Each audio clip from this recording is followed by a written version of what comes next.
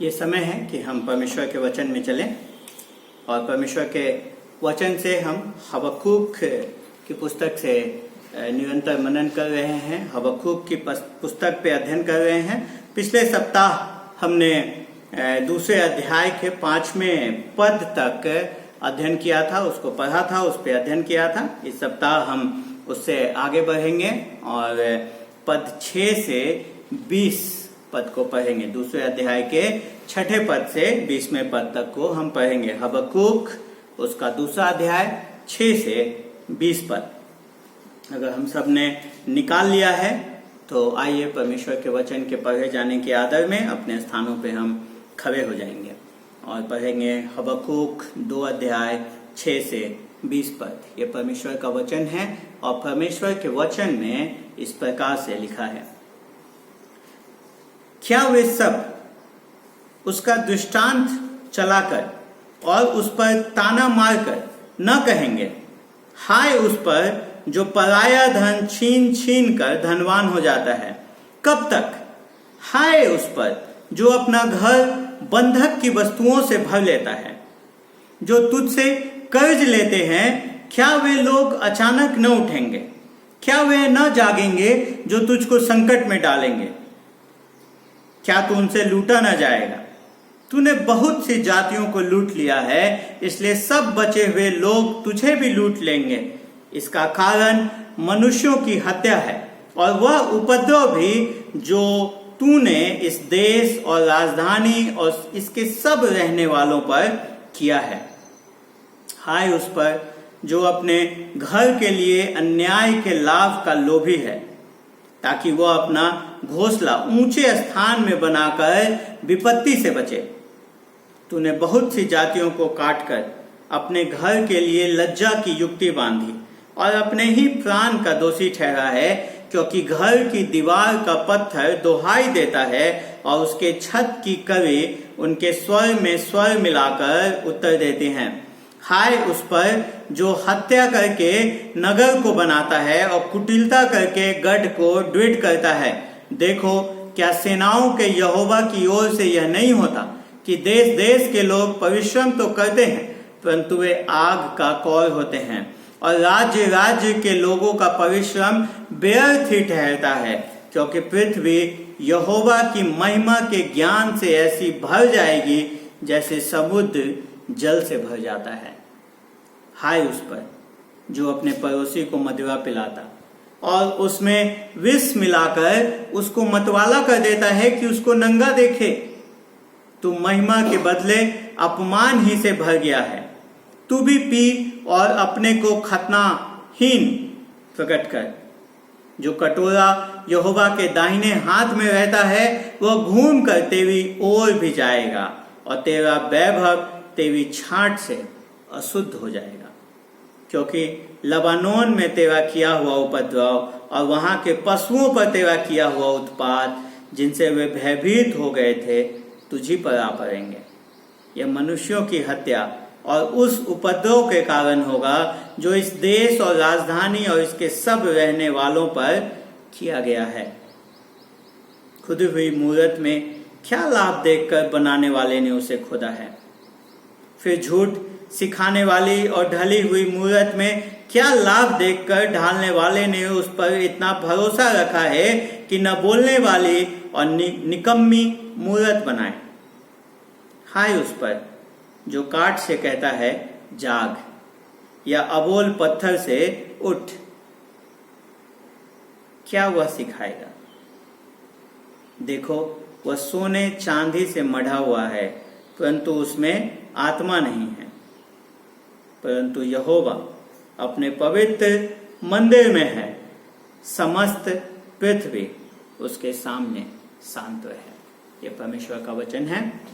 हम सब अपने स्थानों पर बैठ जाएंगे और इस वचन को समझ के लिए हम परमेश्वर से सहायता को मांगेंगे। पिताजी, हम धन्यवाद देते हैं आपको, आपके वचन के लिए धन्यवाद देते हैं परमेश्वर कि आपने अपने वचन में हमारे हर परिस्थिति के लिए प्रभु जी प्रोत्साहन दिया है और ये भी हमारे लिए सुनिश्चित किया है कि हम हर परिस्थिति में आपके योजना को समझ सकें, आपके उद्धार को समझ सकें, आपको जान सकें और प्रभु जी आप में अपना गढ़ और अपना शरण स्थान खोजने वाले हो सकें। प्रभु जी जब आज इस वचन पे हम मनन करते हैं, हम विनती करते हैं परमेश्वर कि आप हमारे हृदयों को तैयार करें कि हम हमारे हृदय में जब ये आपके वचन का बीज पड़ता है तो वो फल लेकर के आने वाला हो सके। प्रभु जी हमारा जीवन आपके पुत्र प्रभु यीशु मसीह की समानता में इस वचन के द्वारा एक कदम आगे बढ़ने वाला हो सके। हम प्रभु जी सिर्फ आपके वचन के सुनने वाले नहीं वरन सच में उसके अनुसार अपने जीवन को परिवर्तित करने वाले हो सकें। आपकी बुद्धि, आपके ज्ञान, आपके समझ, आपके आत्मा की अगुवाई को मांगते हैं। धन्यवाद के साथ प्रार्थना अपने उद्धारकर्ता और मुक्तिदाता प्रभु यीशु मसीह के नाम से मांग लेते हैं, आमीन। अभी तक हम लोग हबक्कूक की पुस्तक को देखते आ रहे हैं और हमने देखा कि हबक्कूक अपने जीवन में कुछ बड़े प्रश्नों के साथ संघर्ष कर रहा है। और जब हम भी कुछ संदेह में आते हैं, किसी प्रकार के इस प्रकार के विषम परिस्थितियों में फंस जाते हैं, तो हम भी संदेह करने लगते हैं। हमारे हृदय में भी इस प्रकार के सवाल उठने लगते हैं जो हबक्कूक के हृदय में इस समय में आ रहा था। जो हबक्कूक पूछ रहा था, वो पूछ रहा था कि क्या परमेश्वर को अब हमारी चिंता है? क्या परमेश्वर अभी भी न्यायी है? क्या परमेश्वर है भी? क्या परमेश्वर वहां है? क्या परमेश्वर इस विश्व को देख रहा है? परमेश्वर क्या इस यहाँ पे होने वाले अन्याय को देख रहा है? क्या परमेश्वर यहाँ जो कुरीतियां हैं उनको देख रहा है? जो लोग लोगों को दबा रहे हैं, क्या इन सब बातों को परमेश्वर देखता भी है? क्या परमेश्वर को अब न्याय और परमेश्वर को पवित्रता की कोई चिंता रह गई है? परमेश्वर को धार्मिकता की कोई चिंता रह गई है? और हबक्कूक ने जो ये सवाल पूछा, वो जो अपने आसपास की परिस्थितियां थी, उसके आसपास की उन परिस्थितियों ने उसे उकसाया कि वो इस प्रकार का सवाल पूछे। वो देख रहा था कि परमेश्वर के चुने हुए लोगों के बीच में हिंसा हो रही है। परमेश्वर के चुने हुए लोग आपस में एक दूसरे के खिलाफ अन्याय कर रहे हैं और वो अपने इस जमीन पे, अपने इस देश में ये सब होता हुआ देख करके अचंभित था और वो पूछ रहा था कि परमेश्वर क्यों नहीं कुछ कर रहा है? परमेश्वर क्यों नहीं कुछ कर रहा है? और वो सोचने लगा, क्या परमेश्वर इन सब चीजों को अब देख रहा है या नहीं देख रहा है? या ये सब चीजें अब परमेश्वर ने हमारे लिए छोड़ दी है? क्या परमेश्वर अब चीजों को नियंत्रित नहीं कर रहा है? लेकिन परमेश्वर से जब हबक्कूक सवाल पूछता है, परमेश्वर उसको उत्तर देता है। परमेश्वर उसको कहता है कि हाँ, वो सब देख रहा है। उसको अभी भी सारी बातों की चिंता है। वो अभी भी हम सब की उसी प्रकार से चिंता करता है। अभी भी उसके लिए धार्मिकता, उसके लिए न्याय, उसके लिए पवित्रता मायने रखते हैं। और वो कहता है कि इसीलिए मैं कसदियों को तैयार कर रहा हूं कि कसदी आएंगे और यहूदा के लोगों को उसके पाप के लिए दंड देंगे, उनको अनुशासित करेंगे।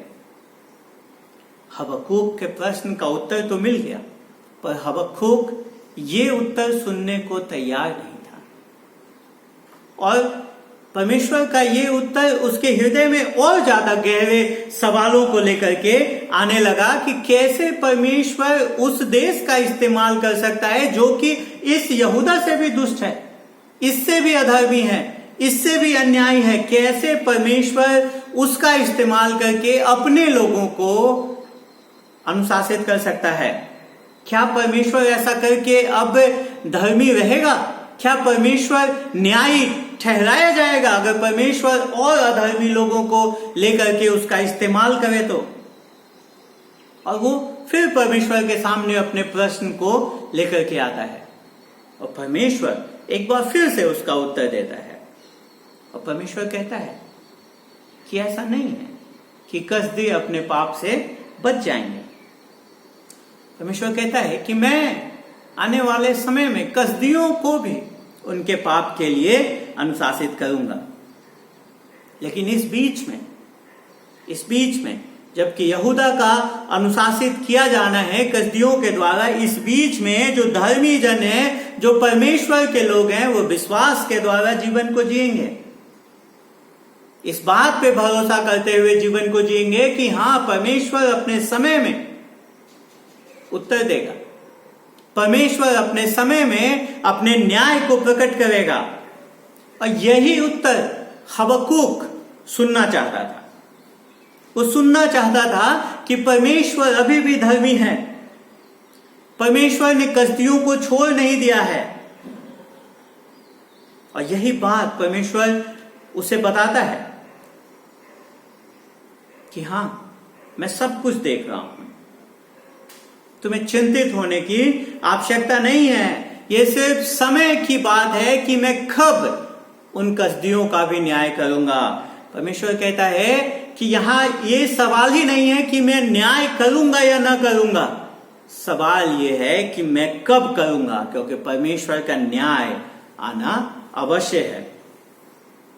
परमेश्वर कहता है कि मैं कसदियों को भी दंड दूंगा, उनके अपराध का, उनके पाप का दंड मैं उन्हें भी दूंगा। और यही जो आज का खंड हम पढ़ते हैं, वही परमेश्वर का जो कसदियों के ऊपर आने वाला न्याय है उसके बारे में बहुत विस्तार से बात करता है। लेकिन ये सिर्फ कसदियों के ऊपर परमेश्वर के आने वाले न्याय के बारे में ही बात नहीं करता, वरन ये बात करता है कि परमेश्वर पाप के विरुद्ध न्याय करेगा, चाहे वो पापी कोई भी क्यों ना हो, यहूदा हो, कसदी हो या हम और आप हो। हर एक के पाप का परमेश्वर अपने समय में न्याय करेगा। पिछले सप्ताह हमने देखा था कि जो 2 अध्याय के 5 पद तक में परमेश्वर हबक्कूक से एक सामान्य वायदा करता है कि हाँ, मैं कसदियों के ऊपर भी न्याय को लेकर के आऊंगा। और हम देखते हैं कि आज के खंड में 6 से 20 में हम देखते हैं कि परमेश्वर खास रीति से बात करता है कि कसदियों के किन पापों के वजह से परमेश्वर उनके ऊपर क्या न्याय लेकर के आएगा। तो इसलिए जो पहली बात हम यहाँ पे इस खंड में देखते हैं वो यही देखते हैं कि परमेश्वर का न्याय, परमेश्वर का न्याय, परमेश्वर का आने वाला न्याय। और परमेश्वर हबक्कूक को सुनिश्चित करता है कि हाँ, वो कसदियों का न्याय करेगा। और यहाँ पे हम देखते हैं कि परमेश्वर उसकी पूरी सूची देता है कि किन अपराधों का, किन पापों का दंड परमेश्वर उन्हें देने जा रहा है। और ये जब हम पढ़ते हैं, अभी मैं पढ़ रहा था और आप सब ने पढ़ा है, जब हम पढ़ते हैं तो हम जान जाते हैं कि ये अपराध, ये पाप सिर्फ कसदियों ने ही नहीं किए हैं, ये अपराध, ये पाप यहूदा में हो रहा था, ये अपराध, ये पाप आज हमारे बीच में भी अपराध और ये पाप होते हैं।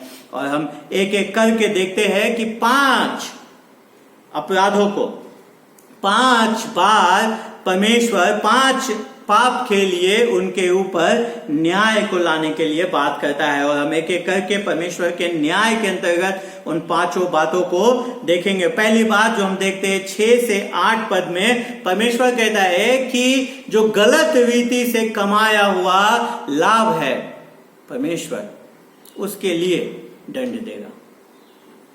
गलत रीति से कमाया हुआ जो लाभ है उसके लिए परमेश्वर दंड देगा। अन्याय से अर्जित धन के लिए परमेश्वर दंड देगा। हम देखते हैं परमेश्वर कहते हैं, क्या वे सब उसका दृष्टांत चलाकर और उस पर ताना मारकर न कहेंगे, हाय उस पर जो पराया धन छीन छीन कर धनवान हो जाता है। जब हम पराया धन छीन छीन कर, बाबुल देश जो था, जो कसदी लोग थे, वो देश देश के धन को छीन छीन करके वो अमीर हो रहे थे, वो धनवान हो रहे थे। वो जो परमेश्वर ने उन्हें खड़ा किया था, साम्राज्य को बनाया था, अपने सामर्थ का वो गलत फायदा उठा रहे थे। वो दूसरों के खर्च पे, दूसरों को दुख दे करके, दूसरों को सता करके अपने आप को बड़ा कर रहे थे। वे उनके जमीन को छीन ले रहे थे, जो उनका नहीं था वो सारी संपत्ति को वो ले रहे थे। और इसलिए परमेश्वर उनके ऊपर हाय लेकर के आता है, परमेश्वर उनके ऊपर श्राप लेकर के आता है। और हम जानते हैं कि इतिहास से हम इस बात को जानते हैं, और परमेश्वर कहता है यहाँ पे कि एक दिन अवश्य है कि जो धन उन्होंने अन्याय से अर्जन किया है वो धन उनसे छीन लिया जाएगा, वो धन उनके पास नहीं रहेगा। जितनी भी चीजें उन्होंने बटोरी हैं अन्याय से, वो सब उनसे दूर चला जाएगा। परमेश्वर कभी भी बुराई को बिना दंड दिए नहीं छोड़ सकता है। और मेरे प्रियो, हमें अपने जीवन में भी झांकने की आवश्यकता है। हमें इस बात को याद रखने की आवश्यकता है कि ये सिर्फ कसदी ही नहीं इस कार्य को कर रहे थे, परंतु हम भी, जब हमें सामर्थ्य दिया जाता है तो हम पावर का, अधिकार का, सामर्थ्य का गलत फायदा उठाते हैं। हम दूसरों के ऊपर, दूसरों से लाभ लेने की कोशिश करते हैं। ये कसदी दूसरे देशों को दबा करके अमीर बन रहे थे। पृथ्वी के अधिकतर राज्यों को उन्होंने, उस क्षेत्र के राज्यों को दबा दबा करके, उनको नाश कर करके उनके जमीन हथिया लिए, उनके राज्य हथिया लिए, सब कुछ उन्होंने हथिया लिए। 8वां पद कहता है, क्या तू उनसे लूटा न जाएगा? तूने बहुत सी जातियों को लूट लिया है। उस जातियों को, देश देश को उन्होंने लूट लिया है, इसलिए सब बचे हुए लोग तुझे भी लूट लेंगे। इसका कारण मनुष्यों की हत्या है, वह उपद्रव भी जो तूने इस देश और राजधानी और इसके सब रहने वालों पर किया है। वो अपने फायदे के लिए लोगों की हत्या कर रहे हैं, अपने फायदे के लिए, अपने धनवान होने के लिए वो हिंसा को लेकर के आ रहे हैं, लोगों का फायदा उठाने की कोशिश कर रहे हैं। और हम जब सोचते हैं, जब परमेश्वर के वचन को पढ़ते, हम सोचते हैं कि अच्छा, कसदियों ने किया, कसदियों पे परमेश्वर का न्याय आएगा। लेकिन ये संदेश आज के समय में कितना ज्यादा प्रासंगिक लगता है, कितना ज्यादा हमसे जुड़ा हुआ लगता है। आज का ये विश्व, आज के ये समाज हमें क्या बताते हैं? हमें सामर्थ्य बनने की आवश्यकता है। हमें दूसरों के सर के ऊपर रख करके भी अगर ऊंचा होना है तो हमें होने में कोई आश्चर्य नहीं होना चाहिए। समाज हमें इस चीज को सिखाता है। जब भी हमें सामर्थ्य मिलता है, जब भी हमें अधिकार दिया जाता है, हम उसका भी गलत इस्तेमाल करते हैं। हम दूसरों के सरों पे पांव रख करके अपने आप को ऊंचा बनाने की कोशिश करते हैं। लेकिन मेरे प्रियो, हमें इस बात को याद रखना है, चाहे कोई भी अधिकार हमें कार्य स्थान पे क्यों न मिले, वो हमारे अपने प्रगति के लिए नहीं है। घर में भी अगर हमें अधिकार मिला है तो वो अधिकार हमें इसलिए नहीं मिला है कि हम दूसरों को दुख दें, दूसरों को नीचा दिखाएं। अगर हमारे पास अधिकार है तो ये हमारे लिए सौभाग्य की बात है, और हमें ऐसा करना है कि इस अधिकार से हम ऐसा कार्य करें जो परमेश्वर की महिमा को प्रदर्शित करे, और हम अपनी महिमा को लेने के पीछे न रह जाए। आगे हम देखते हैं 9 से 11 पद में परमेश्वर एक और हाय उन पे लेकर के आता है, जो उनके अपने लालच और उस लालच के पीछे छिपा हुआ जो प्रेरणा है घमंड का, उसके ऊपर लेकर के आता है। कहता है, हाय उस पर जो अपने घर के लिए अन्याय के लाभ का लोभी है, ताकि वह अपना घोंसला ऊंचे स्थान में बनाकर विपत्ति से बचे। तूने बहुत सी जातियों को काटकर अपने घर के लिए लज्जा की युक्ति बांधी और अपने ही प्राण का दोषी ठहरा है, क्योंकि घर की दीवार का पत्थर दुहाई देता है, उसके छत की कड़ी उनके स्वर में स्वर मिला करके उत्तर देती है।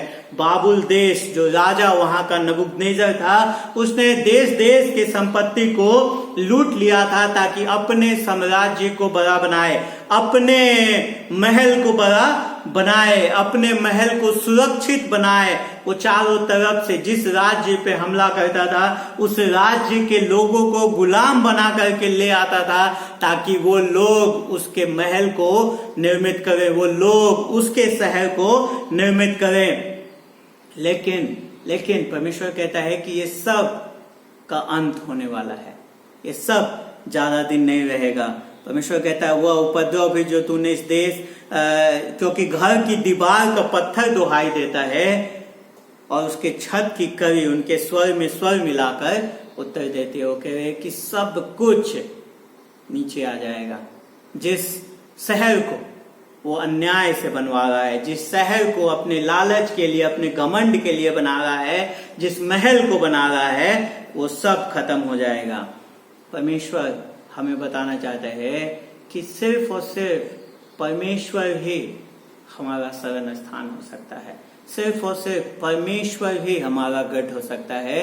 अगर हम किसी महल में, किसी ठोस महल में, किसी सुरक्षित महल में, किसी किले में, किसी गढ़ में, किसी पृथ्वी पर निर्मित किसी गढ़ में अपने शरण को खोजते हैं, अपनी सुरक्षा को खोजते हैं, तो वो बेकार है, वो व्यर्थ है, वो व्यर्थ है। और आज हम कहाँ अपनी सुरक्षा को खोजते हैं? हम अपनी सुरक्षा अपने संपत्ति में, अपने धन में खोजते हैं। हम उसमें अपनी सुरक्षा से, धन से अपनी सुरक्षा खरीदना चाहते हैं। हम सोचते हैं कि हमारा अर्जित किया हुआ धन हमें आने वाले खतरे से बचाएगा। हम सोचते हैं कि हमारे पास बहुत ज्यादा संपत्ति होनी चाहिए, बहुत ज्यादा धन होनी चाहिए, ताकि आने वाले संकट में, आने वाले विपत्ति में हम बचे रह सकें। हम सोचते हैं कि हमारा धन हमें बचा लेगा, हमारा पैसा हमें संकट के समय में संकट से बचा करके रखेगा। हमने अपनी आशा अपने धन, अपने पैसे में रख दिया है, जबकि हमारी आशा संकट के समय में बचाव के लिए परमेश्वर में होना चाहिए। परमेश्वर में हमारा भरोसा होना चाहिए, ताकि संकट के समय में वो हमें बचाए, वो हमारा शरण स्थान हो सके। और क्योंकि हम परमेश्वर से प्रेम करने वाले लोग हैं। हमें परमेश्वर पे इस जीवन को चलाने के लिए भरोसा करने की आवश्यकता है। और दूसरी बात, क्यों हमें परमेश्वर में अपने भरोसे को बनाना है, धन में नहीं? क्योंकि धन चाहे कुछ भी क्यों ना हो, संपत्ति चाहे कैसी भी क्यों ना हो, वो हमेशा नहीं रहेगी, वो आज न कल ले ली जाएगी। मेरे प्रियो, संपत्ति या धन हमारे समस्याओं का समाधान नहीं कर सकता। हाय, परमेश्वर कहता है हाय, अगर हम अपने बचाव के लिए अपनी आशा, अपनी उम्मीद अगर हम इस प्रकार के सांसारिक वस्तुओं पे लगा करके रखते हैं, और कई बार हम सब इसमें दोषी अपने आप को पाते हैं। कई बार हम जो परमेश्वर ने हमें दिया है उस संसाधनों का इस्तेमाल परमेश्वर की महिमा के लिए नहीं करते हैं, क्योंकि हम डर जाते हैं। परमेश्वर पे भरोसा करने में हम डर जाते हैं कि क्या परमेश्वर हमारे लिए वक्त आने पे प्रयोजन करेगा या नहीं करेगा। हम अपने बैंक अकाउंट, इमरजेंसी फंड में ज्यादा भरोसा करते हैं, बजाय इसके कि हम परमेश्वर पे भरोसा करें कि वो हमारी विपत्ति में हमें बचाए। सच्चा सुरक्षा सिर्फ और सिर्फ परमेश्वर पे भरोसा करने पे आता है। आगे हम देखते हैं 12 से 14 में परमेश्वर एक तीसरे अपराध के लिए उनके ऊपर हाय बोलता है। वो अपराध है जो उनका हिंसा है और जो अन्याय है, उसको लेकर के देखते हुए कहते हैं कि हाय उस पर जो हत्या करके नगर को बनाता, कुटिलता करके गढ़ को ड्विट करता है। देखो क्या सेनाओं की यहोवा की ओर से यह नहीं होता कि देश देश के लोग परिश्रम तो करते हैं, परंतु वे आग का कौर होते हैं। राज्य राज्य के लोगों का परिश्रम व्यर्थ ही ठहरता है, क्योंकि पृथ्वी यहोवा की महिमा के ज्ञान से ऐसी भर जाएगी जैसे समुद्र जल से भर जाता है। परमेश्वर कहता है कि जो ये कर रहे हैं, लोगों को ला करके, लोगों को हत्या करके अपने नगर को बना रहे, जो कुटिलता करके अपनी सुरक्षा को कर रहे हैं, वो सब का एक न एक दिन परमेश्वर उत्तर देगा। परमेश्वर उन सब को खत्म करेगा। मेरे प्रियो, जो हमारी अपनी जो हम मेहनत करते हैं, जो परिश्रम करते हैं, वो परमेश्वर कहता है देश देश के लोग परिश्रम तो करते हैं परंतु वे आग का कौल होते हैं, वो कुछ नहीं है, वो व्यर्थ है अगर वो परमेश्वर की ओर से नहीं है। अगर हम मेहनत कर रहे हैं, हम परिश्रम कर रहे हैं, परमेश्वर की चाह के लिए नहीं, परमेश्वर की महिमा के लिए नहीं, सिर्फ अपने विकास के लिए, सिर्फ अपने गढ़ को दृढ़ करने के लिए, सिर्फ अपने आप को सुरक्षित करने के लिए अगर हम उन सब में अपने सुरक्षा को खोज रहे हैं, परमेश्वर कहता है कि वो सब आग का कौर है, वो व्यर्थ है, वो किसी काम का नहीं है। आप देखिए बाबुल देश जो एक समय में महान साम्राज्य हुआ करता था, उसका क्या बचा? कुछ नहीं, कुछ नहीं। ईंट के ऊपर ईंट ही मात्र बचे हैं। कोई भी परिश्रम अगर वो परमेश्वर की महिमा के लिए नहीं है, अगर परमेश्वर के पाने की चाह के लिए नहीं है, तो सब व्यर्थ है। परमेश्वर कहता है वो सब व्यर्थ है। और उसके बाद फिर 15 से 17 में हम देखते हैं कि एक और अपराध के लिए वो हाय लेकर के आता है। वो अपराध है लोगों को खुद मदिरा पान में डूबना और लोगों को मदिरा पान में, शराब के नशे में डुबाना और उनको झगड़े के लिए, युद्ध के लिए उनको फंसाने। उसके लिए परमेश्वर उनके ऊपर हाय भेजता है। और आप देखिए ऐसा लगता है कि हाय उस पर जो अपने पड़ोसी को मदिरा पिलाता, उसमें विष मिलाकर उसको मतवाला कर देता है कि उसको नंगा देखे। हम सोचते हैं कि ये आपस की एक व्यक्तिगत लोगों के बीच की बात हो रही है, पर यहाँ परमेश्वर जो बात कर रहा है वो व्यक्तिगत लोगों की नहीं कर रहा है, बल्कि कसदी जो देश है, बाबुल जो देश है, उनके बारे में बात कर रहा है। क्योंकि वो ऐसा करके दूसरे देशों को फंसाते थे ताकि उनकी नग्नता को, उनके भूमि को नंगे देख सकें, उनके भूमि को अधिग्रहण कर सकें, उनके जमीन को छीन लें, उनको युद्ध में फंसाने वाले हो सके। वो लोगों को शराब पिला करके, मदिरा पिला करके, दोस्ती करके जब वो उसमें पूर्ण रूप से डूब जाते थे, उसके उस पूर्ण रूप से उसके नियंत्रण में हो जाते थे, तब वो उन पे अपनी सेना को लेकर के चढ़ाई कर देते थे। और परमेश्वर कहता है कि परमेश्वर सिर्फ इन बातों को पीछे खड़ा होकर के देखता नहीं रहेगा, परमेश्वर न्याय को लेकर के आएगा। इसलिए परमेश्वर कहता है तू महिमा के बदले अपमान से ही भर गया, तू भी पी और अपने को खतनाहीन प्रकट कर। जो कटोरा यहोवा के दाहिने हाथ में रहता है वो घूम कर तेरी ओर भी जाएगा और तेरा वैभव तेरी छांट से शुद्ध हो जाएगा। परमेश्वर उनको कहता है कि यही चीज जिस प्रकार से उसने लोगों को फंसाया है, जिस प्रकार से उसने लोगों को मदिरा में पिला करके उनको युद्ध के लिए उत्प्रेरित किया है या फिर उनके संपत्ति को छीन लिया है, उसी प्रकार से उनके ऊपर भी न्याय आएगा। और परमेश्वर ने ऐसा ही किया जब पूर्ण बाबुल देश, जो बाबुल साम्राज्य उत्सव मना रहा था, सब अपने अपने रूप में शराब के नशे में, मदिरा के नशे में चूर थे, किसी का अपने ऊपर नियंत्रण नहीं था। उसी समय में परमेश्वर ने मादी और फारस के साम्राज्य को उठाया और परमेश्वर उनको लेकर के आया। और जिस महल को, जिस गढ़ को, जिस किले को उन्होंने दूसरों को अन्याय देकर के बनाया था, दूसरे लोगों के बंधुआई करके उनको बनाया था, उनके धन को छीन करके, उनके जमीन को छीन करके, उनके सोने को छीन करके जिस महल का निर्माण किया था, जिसको वो सोचते थे कि कभी कोई जीत नहीं सकता है, कभी कोई उसमें घुस नहीं सकता है, उसी महल में जब वो सब पूरा शहर नशे में चूर था, तो मादी और फारस के लोग आए, उन्होंने आक्रमण किया और उसके ईंट से ईंट हटा दी, उस राज्य पे कब्जा कर लिया। जो उनका सुरक्षा था वो सुरक्षा ढह गया, किसी काम का नहीं रहा।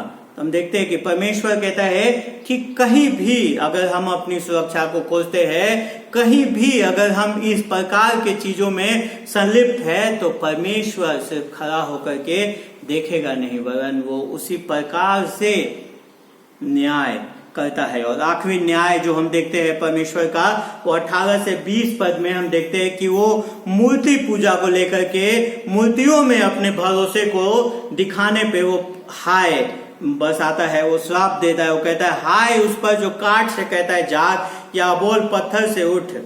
क्या वो सिखाएगा? देखो वो सोने चांदी में मढ़ा हुआ है, परंतु उसमें आत्मा नहीं है।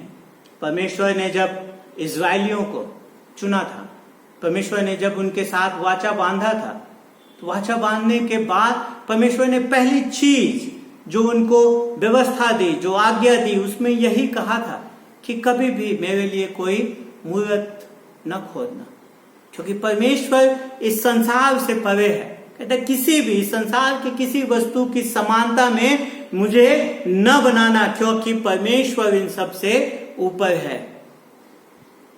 पर इजराइलियों ने क्या किया? इजराइलियों ने वही किया जिसके लिए परमेश्वर ने उन्हें मना किया था। और हम सोचते हैं कि शायद हम वो कार्य नहीं करते हैं।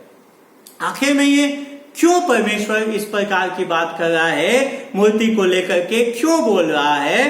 क्यों? क्या है मूर्ति? क्या है? क्या है मूर्त?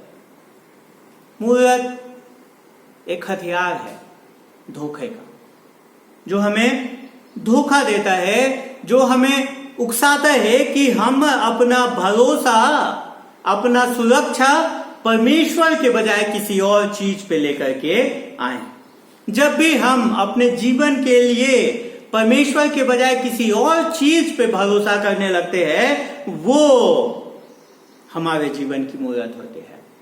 कोई भी मनुष्य के द्वारा निर्मित सुरक्षा पे जब हम परमेश्वर से ज्यादा भरोसा करने लगते हैं, वो हमारा मूर्त हो जाता है। और कितनी बड़ी मूर्खतापूर्ण ये बात है कि हम परमेश्वर को छोड़ मनुष्यों के द्वारा बनाई गई हुई चीजों पे, मनुष्यों के द्वारा बनाए हुए सुरक्षा पे हम अपने भरोसे को लेकर के आए, जिसमें कोई जीवन नहीं है। परमेश्वर जीवित है और सिर्फ वही जीवन दे सकता है। लेकिन फिर भी हम अपने भरोसे को अपने धन, अपनी संपत्ति, अपने परिवार और अपने तमाम उन स्थानों में खोजते रहते हैं। क्या है आपकी मूर्त? किस चीज में आप भरोसा कर रहे हैं? क्या चीज है जो आपको संतुष्टि दे रही है? क्या चीज है जो अगर छीन ली जाए, जो आपसे अगर ले ली जाए, तो जिसके बिना आप नहीं रह सकते हैं? वही आपकी मूर्त है। जो आपको संतुष्टि देता है वह आपकी मूर्त है। जिसपे आप संकट में भरोसा कर रहे हैं, वही आपकी मूर्त है। और जिसके बिना आप रह नहीं सकते, वो आपके जीवन के लिए आपकी मूर्त है। ये सब चीज परमेश्वर को होना था आपके लिए। परमेश्वर में आपको संतुष्ट होना है। परमेश्वर में अगर परमेश्वर आपसे छीन लिया जाए तो आप जीवित न रहें, ये होना था। परमेश्वर में आपका भरोसा होना था। लेकिन हम सब के पास बहुत सारे ईश्वर हैं। हमारा हृदय मूर्तों को बनाने की फैक्ट्री है। हम हर दिन नई नई मूर्तों को बनाते हैं। कई बार वो अच्छी चीज भी होती हैं, बुरी चीज भी होते हैं। हमारा करियर, हमारी नौकरी, हमारा धन, हमारी परिवार, हमारी पत्नी, हमारा पति, हमारे बच्चे, हमारे माता पिता, ये सब हमारे जीवन के मूर्त हो जाते हैं। हमारा अध्ययन, सब चीज। और कई बार कुछ बुरी चीजें हम अपने जीवन की मूर्त बना लेते हैं। जब हम संकट में होते हैं, हम उसमें अपनी संतुष्टि को खोजने चले जाते हैं। मेरे प्रियो, हमें देखना है कि क्या है हमारी मूर्त। किस चीज को हम अपने जीवन में परमेश्वर से ज्यादा स्थान दे रहे हैं? मोबाइल, फेसबुक, ट्विटर, क्या है? यूट्यूब, धन, नौकरी, काम, पढ़ाई, परिवार, बच्चे, स्कूल, क्या है, नाम, शोहरत, किस चीज को हमने अपने जीवन में मूर्त बना रखा है? हमारा हृदय तो मूर्तों को बनाने का फैक्ट्री है। हर एक वो चीज में जो हम भरोसा रखते हैं, जो भरोसा हमें परमेश्वर में रखना था, वो परमेश्वर का स्थान हमारे हृदय में ले लेता है। मेरे प्रियो, हम देखते हैं कि इन सारे पांचों श्राप के द्वारा, पांचों हाय के द्वारा परमेश्वर इस बात को कहता है कि वो इस संसार में होने वाली दुष्टता को देख रहा है और वो उनके ऊपर अपने न्याय को भी लेकर के आएगा। हबक्कूक की शिकायत क्या थी? यही हबक्कूक की शिकायत थी कि बाबुल देश, कसदी लोग तो यहूदा से ज्यादा बुरे हैं, कैसे परमेश्वर उसका इस्तेमाल करके यहूदा को अनुशासित करेगा, जबकि बाबुल तो खुद ही, कसदी तो खुद ही इतने पतित हैं, वो खुद इतने दुष्ट हैं। परमेश्वर कहता है, परमेश्वर उत्तर देता है कि परमेश्वर उनकी भी दुष्टता को देखता है। कोई परमेश्वर के न्याय से दूर नहीं हो सकता है। परमेश्वर कसदियों का भी न्याय करेगा। कसदी लोग भी अपनी दुष्टता का दाम चुकाएंगे और जितने भी ये हाय जो परमेश्वर लेकर के आया है, आप अगर उनको ध्यान से देखेंगे, 7वें पद में परमेश्वर इस बात को कहता है कि जैसा मानवता ने मानवता के साथ किया है, जैसा इस लोगों ने दूसरों के साथ किया है, वही चीज परमेश्वर उनके ऊपर लेकर के आएगा। 7वें पद में कहता है जो तुझसे कर्ज लेते हैं, क्या वे लोग अचानक न उठेंगे? क्या वे न जागेंगे जो तुझको संकट में डालेंगे? आगे परमेश्वर 8वें पद में कहता है क्या तू उनसे लूटा न जाएगा? जिसको तूने लूटा है, क्या तू उनसे न लूटा जाएगा? तूने बहुत सी जातियों को लूट लिया है, इसलिए सब बचे हुए लोग तुझे भी लूट लेंगे। आगे वो कहता है 16 पद में, वो कहता है कि तू महिमा के बदले अपमान से तू भी अपने को खतना पी और अपने को खतनाहीन प्रकट कर। परमेश्वर कहता है जैसा तुम दूसरों के साथ कर रहे हो, वही तुम्हारे साथ भी परमेश्वर उसी बात को तुम्हारे ऊपर लेकर के आएगा। वो कहता है क्योंकि लबानोन में तेरा किया हुआ उपद्रव, वहां के पशुओं पर तेरा किया हुआ उत्पात, जिनमें वे भयभीत हो गए थे, तुझी पर आ पड़ेंगे। परमेश्वर सिर्फ मनुष्यों के ऊपर किया हुआ उपद्रव ही नहीं, वह जानवरों के ऊपर किया हुआ मानव जाति के उपद्रव को भी परमेश्वर कहता है कि मैं देखता हूं और उस सब का बदला परमेश्वर देगा। परमेश्वर अपने न्याय को प्रकट करेगा। तो हम देखते हैं कि परमेश्वर यहाँ पे कहता है कि कसदियों के ऊपर भी परमेश्वर का न्याय अवश्य ही उनके पाप के लिए प्रकट होगा। मेरे प्रियो, ऐसा कोई पाप नहीं है जो परमेश्वर जिसे बिना दंड दिए छोड़ दे। परमेश्वर अवश्य ही पाप का न्याय करेगा, कसदियों के पाप का, इजरायलियों के पाप का, और ये मेरे और आपके पाप का। लेकिन जो दूसरी बिंदु हम यहाँ देखते हैं वो यही देखते हैं कि एक हमेशा जहां जहां परमेश्वर का न्याय बाइबल में प्रकट होता है, परमेश्वर के वचन में जहां भी परमेश्वर अपने न्याय के बारे में बात करता है, वहां वहां परमेश्वर एक सुसमाचार के बारे में भी बात करता है। वो बात करता है कि परमेश्वर सिर्फ न्याय पे ही नहीं रुकेगा, परंतु वो हमेशा उससे न्याय से निकलने का मार्ग भी परमेश्वर देता है। पूरे बाइबल को आप पढ़िए, जहां भी परमेश्वर का न्याय प्रकट है, वहां पे हम परमेश्वर के अनुग्रह को भी देखते हैं, परमेश्वर के उद्धार को भी देखते हैं। तो दूसरी बिंदु जो हम आज देख रहे हैं वो यही है, परमेश्वर का उद्धार। अभी तक हम परमेश्वर के न्याय को देख रहे थे, अब हम देखते हैं कि परमेश्वर का उद्धार। आदम और हव्वा को भी जब परमेश्वर ने उनके ऊपर भी न्याय को लेकर के आया, तो उत्पत्ति 3:15 में उनके लिए भी परमेश्वर ने एक उद्धार, परमेश्वर का अनुग्रह भी वहां दिखाया। हर स्थान पे जब परमेश्वर पूरे के पूरे जल प्रलय से इस विश्व को खत्म करने की जब उसने योजना बनाई, उस समय में भी हमने देखा कि नूह को परमेश्वर ने नूह पे अनुग्रह किया, उसको उद्धार दिया ताकि उसके द्वारा विश्व बचाया जाए। हम देखते हैं कि परमेश्वर हर समय में इस बात को लेकर के आता है। पिछले सप्ताह भी हम देख रहे थे, न्याय के बीच में परमेश्वर चौथे पद में कहता है कि धर्मी अपने विश्वास के द्वारा जीवित रहेगा। और आज भी हम देखते हैं इस पूरे न्याय के बीच में 14वां पद में परमेश्वर कहता है, क्योंकि पृथ्वी यहोवा की महिमा के ज्ञान से ऐसी भर जाएगी और समुद्र जल से, जैसे समुद्र जल से भर जाता है। परमेश्वर एक बार फिर इस पूरे न्याय के बीच में वायदा करता है कि सारे साम्राज्यों का पतन होगा, सिर्फ और सिर्फ एक साम्राज्य बचेगा और वो है परमेश्वर का राज्य, जो सबके ऊपर प्रभावी होगा। सिर्फ और सिर्फ एक ही राजा होगा जो इस पूरे सृष्टि पर राज करेगा, वो परमेश्वर खुद, वो यीशु मसीह स्वयं होगा, जो दूसरे उसके आगमन में वो पूरे विश्व को अपने अंदर, पूरे सृष्टि को अपने अंदर लेगा और उस पर राज्य करेगा। परमेश्वर का राज्य अंततः तमाम दुष्ट साम्राज्यों के ऊपर राज्य करेगा। परमेश्वर हबक्कुक से कह रहा है कि ये तुम्हारा उत्तर है। तुमने प्रश्न किया, ये तुम्हारा उत्तर है। उत्तर क्या है? तुम आज में देख रहे हो, उत्तर भविष्य में देखो। तुम आज पे केंद्रित हो, पर आगे देखो, है ना।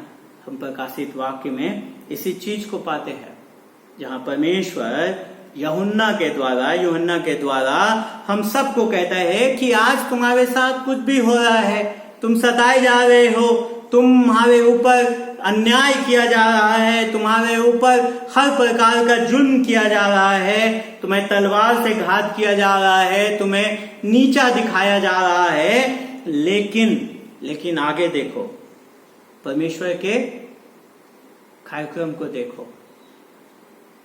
यूहन्ना को परमेश्वर ने ऊपर बुलाया, कहा कि देखो यहाँ क्या हो रहा है, और देखो और जानो कि अंत में परमेश्वर ही विजयी होगा। अंत में सिर्फ और सिर्फ ये सारे साम्राज्य खत्म हो जाएंगे, सिर्फ और सिर्फ परमेश्वर का राज्य ही स्थापित होगा। यही संदेश है, यही परमेश्वर का संदेश है मेरे और आपके लिए भी। अगर आज आप विपत्ति से जूझ रहे हैं, अगर आज आप संकट से गुजर रहे हैं, अगर आप किसी परीक्षा से होकर के गुजर रहे हैं, किसी प्रकार के भ्रम में हैं, प्रलोभन में हैं, तो उत्तर यही है, आगे देखो। आगे देखो कि एक वह दिन आने वाला है जहां पे कोई दुख नहीं है, जहां पे कोई दर्द नहीं है, जहां पे कोई शोषण नहीं है, जहां पे किसी भी प्रकार का अन्याय नहीं है, किसी भी प्रकार का वहां पे क्रूरता नहीं है, वहां कोई दुखी नहीं है, वहां कोई शोक नहीं है, वहां संसार पाप के ज्ञान से नहीं, वरन परमेश्वर के ज्ञान से, परमेश्वर के महिमा के ज्ञान से भर जाएगा। वहां परमेश्वर राज्य करेगा और पूरा पृथ्वी परमेश्वर के महिमा के ज्ञान से भर जाएगा। उस दिन की ओर देखो, उस दिन की ओर देखो, कितना ही सुहावना वो दिन होगा जब परमेश्वर स्वयं इस पृथ्वी पे राज्य करेगा। हम सोचते हैं कि ठीक है, ये तो भविष्य में होगा, आज का क्या होगा। हम 20वें पद में उस बात को भी देखते हैं जो 20वां पद हमें बताता है, परंतु यहोवा अपने पवित्र मंदिर में है, समस्त पृथ्वी उसके सामने शांत रहे। परमेश्वर सिर्फ भविष्य में ही राज्य नहीं करेगा। परमेश्वर कहता है, परमेश्वर आज अपने सिंहासन पे विराजमान है और वो आज समस्त पृथ्वी पे राज्य कर रहा है। सारी पृथ्वी उसके सामने शांत रहे, देश देश के लोग उसके सामने शांत रहे, क्योंकि परमेश्वर अपने सिंहासन पे आज भी विराजमान है। परमेश्वर आज भी न्याय और राज्य कर रहा है। मेरे प्रियो, हर प्रकार की दुष्टता का बदला एक दिन परमेश्वर अपने तरीके से, अपने समय में देगा।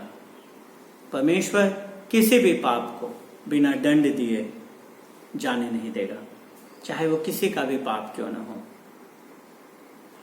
मुद्दा सिर्फ ये है कि कब और कैसे वो इस कार्य को करेगा।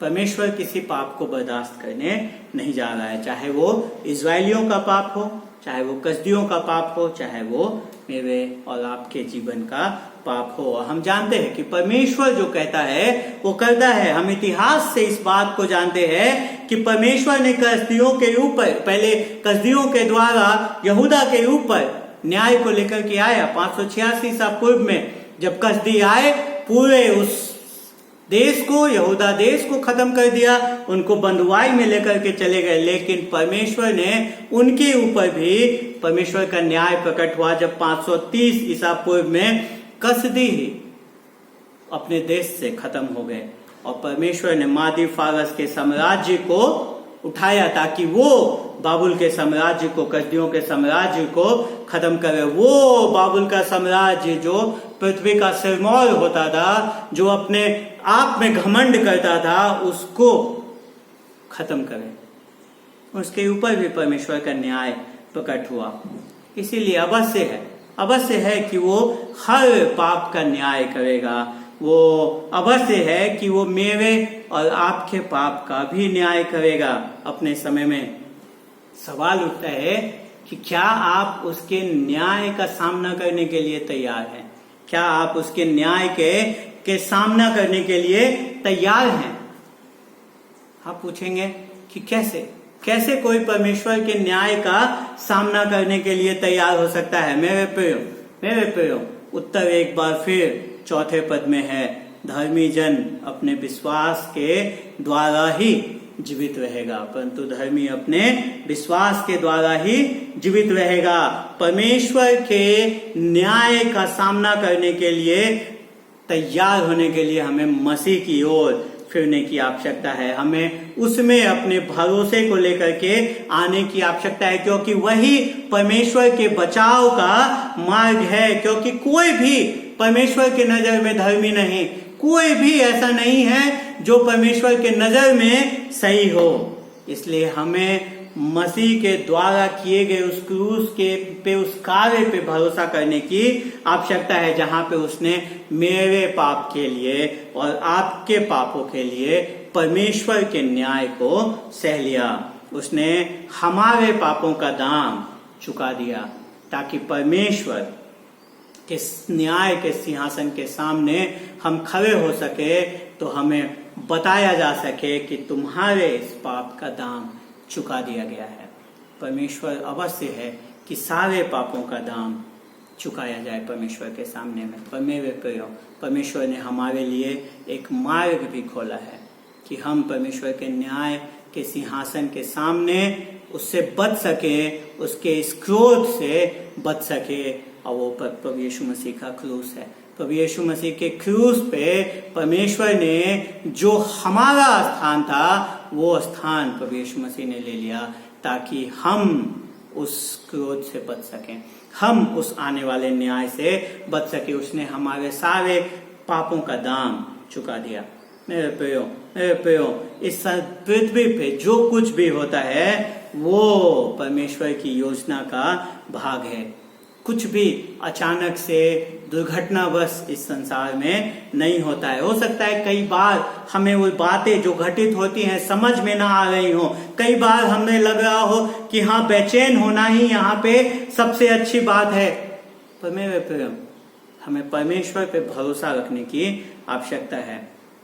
चाहे कुछ भी, कैसी भी परिस्थितियां हमारे जीवन में क्यों ना आए, परमेश्वर हमें कहता है कि हम विश्वास के द्वारा विश्वास का जीवन जिए, क्योंकि अंत में परमेश्वर ही सबके ऊपर विजयी होगा। अंत में परमेश्वर का न्याय ही सर्वोपरि होगा। अंत में परमेश्वर सबके ऊपर विजयी होएगा और अंत में सारी पृथ्वी उसके सामने शांत रहेगी। इसलिए आज भी अपने कठिन परिस्थितियों में, चाहे हमें समझ में आए या ना आए, परमेश्वर पे भरोसा करने की आवश्यकता है। और जब हम सोचते हैं कि कैसे, जब सब चीज टूट रहा है, बिखर रहा है, जब हमारा जीवन बिखरने के कगार पे है, कैसे मैं परमेश्वर पे भरोसा करूं, कैसे मैं जानूं कि परमेश्वर अंत में सब कुछ अच्छा करेगा। मेरे प्रियो, प्रभु यीशु मसीह का क्रूस प्रभु यीशु मसीह का क्रूस भी हम देखते हैं कि एक बड़ा ही अन्यायपूर्ण लगता था। अगर सांसारिक दृष्टिकोण से देखे, हर एक के दृष्टिकोण से देखे, तो ऐसा लगता है कि उस क्रूस पे भी तो दुष्टता ने विजय पाई। प्रभु यीशु मसीह जिसने कोई पाप नहीं किया, उसके ऊपर इतने इल्जाम लगाए गए, उसको मार डाला गया, उसको क्रूस पे चढ़ा दिया गया। ऐसा लगता था कि जैसे परमेश्वर का इन सब चीजों पे कोई नियंत्रण नहीं है। लेकिन आज हम जानते हैं कि वो सब परमेश्वर की योजना का भाग था। प्रभु यीशु मसीह उस अन्याय से होकर के गुजरा ताकि हम उस आने वाले न्याय से बच सकें, ताकि हम परमेश्वर के संतान घोषित कर दिए जाने वाले हो सके, हम उसके परिवार के सदस्य होने वाले हो सके। उस क्रूस के द्वारा ही परमेश्वर ने शैतान, पाप और मृत्यु पे विजय पाई। जो हमें अन्यायपूर्ण लगता है वो परमेश्वर का न्याय था, हमें न्याय से बचाने के लिए, ताकि हम परमेश्वर के नजर में सही हो सकें, हम परमेश्वर के परिवार में जोड़े जा सकने वाले हो सके। मेरे प्रियो, जब जीवन आपको खत्म होता हुआ दिखाई दे, जब कुछ भी चीज समझ ना आ रही हो, जब लग रहा हो कि सब कुछ आपके नियंत्रण से बाहर है, जब ये इस प्रकार के संदेह, जहां से हमने शुरू किया था जिन सवालों से, उस प्रकार के संदेह जब आपके मन में उठते हो कि क्या परमेश्वर हमारी चिंता करता है, क्या परमेश्वर धर्मी है, क्या परमेश्वर न्यायी है, क्या परमेश्वर है, तो इस बात को याद रखिए, परमेश्वर अपने सिंहासन पे विराजमान है और उसके पास हम सब के लिए, हमारे भलाई के लिए योजना है। हमें उसमें अपने भरोसे को रखना है, उसका इंतजार करने की हमें आवश्यकता है। चाहे कैसा भी संकट क्यों न हो, चाहे कैसा बड़ा भी हमारा शत्रु क्यों न हो, इस बात को ध्यान में रखिए कि अंततः परमेश्वर विजयी होगा, अंततः परमेश्वर का न्याय प्रकट होगा। हो सकता है तुरंत न, पर अवश्य है कि प्रभु यीशु मसीह के दूसरे आगमन में परमेश्वर पूरे विश्व का न्याय करे, पूरे पृथ्वी का न्याय करे। मेरे प्रियो, हमारे पास सिर्फ दो ही तरीके हैं जीवन को जीने की, दो ही तरीके हैं। हम देखते हैं परमेश्वर के वचन से सिर्फ दो तरीका है जिसके द्वारा हम जीवन जी सकते हैं। एक तो या तो हम परमेश्वर पे भरोसा करें, उसके वचन पे भरोसा करें, उसके वायदों पे भरोसा करें, और या फिर हम अपनी ही बनाए हुए नियमों के अनुसार जिए। सिर्फ यही दो बातें। विश्वास के द्वारा जीना मतलब परमेश्वर पे भरोसा करना है, परमेश्वर के वचन पे भरोसा करना है। क्यों? क्योंकि वो परमेश्वर का वचन है। इसका मतलब है कि मैं अपना जीवन परमेश्वर के वचन के ऊपर रख करके आगे बढ़ाता हूं। इसका मतलब है कि मैं परमेश्वर पे भरोसा करता हूं। मेरे प्रियो, ये समय है कि हम अपने जीवन में जांचें, अपने जीवन को जांचें। हम क्या चीज है जो हमारे जीवन में अधिकार रख रही है? क्या परमेश्वर पे भरोसा, परमेश्वर पे विश्वास, और या फिर हम अपने ही नियमों में चल रहे हैं, अपने ही दिमाग के अनुसार कार्य कर रहे हैं? हमारे जीवन का आधार क्या है? परमेश्वर का वचन या हम स्वयं? आइए हम प्रार्थना करें।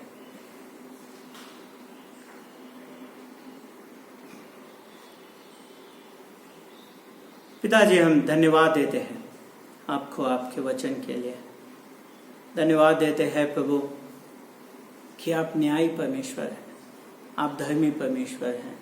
और प्रभु जी, अवश्य है कि आप एक दिन सारे विश्व के, सारे सृष्टि के पापों का न्याय करेंगे। तो जी, हम आपसे को धन्यवाद देते हैं कि आपने उस न्याय से बचाव का उपाय भी हमें दिया है। हम आपसे प्रार्थना करते हैं परमेश्वर कि होने दें कि हमारा भरोसा उसी बचाव के ऊपर हो, हम उसी ओर अपने निगाह को रखने वाले हो सके। हाँ परमेश्वर, हम अपने अपराधों को मान भी लेते हैं कि हम कई बार, अधिकतर बार अपने भरोसे को इस संसारिक चीजों में खोजते हैं, अपने बुद्धि पे भरोसा करते हैं, अपने धन पे भरोसा करते हैं, बजाय इसके कि हम आप पे भरोसा करें। होने दे परमेश्वर कि आप हम सबको अपनी ओर फेरे, ताकि परमेश्वर हमारे जीवन का आधार आपका वचन हो सके, आपके वायदे हो सकें, और प्रभु जी हम हर परिस्थिति में इस बात को जान सकें कि आपका न्याय आएगा। प्रभु जी अंत में आप ही विजय होंगे, आप ही का राज्य इस पूरे सृष्टि पे कायम होगा। यीशु के नाम से आमीन।